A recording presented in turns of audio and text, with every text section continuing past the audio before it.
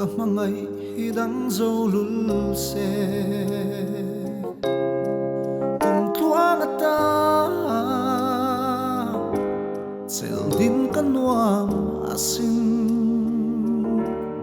takyang om tu le in chen to lo turin ka mangai tan ya farnong le tri en tin na yang mo luai kim nu ren hiani chu ni zan kwa ka mang ra le dur hi min don pui lo ven ni riang tra kwa sei tu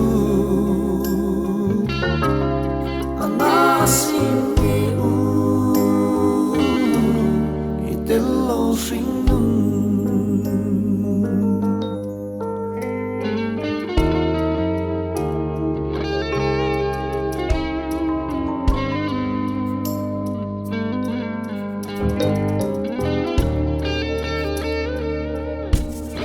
Kadon kile a nang ne na kan lim lai ni te say nghe suy lung leng reng hian tâm chu a Hringnun man ka zua mol si lo len nun zai relin o run hun rem du ni la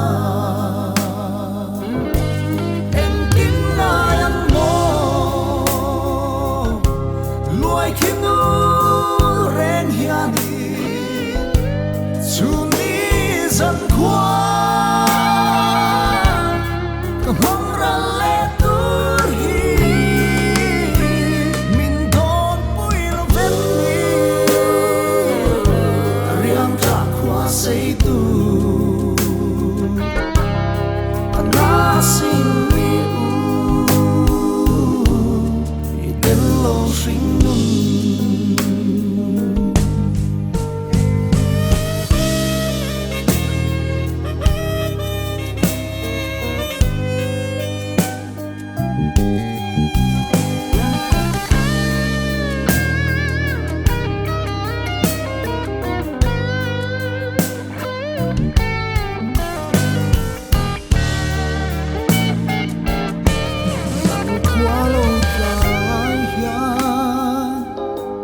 Nang ngay a zual trin nghe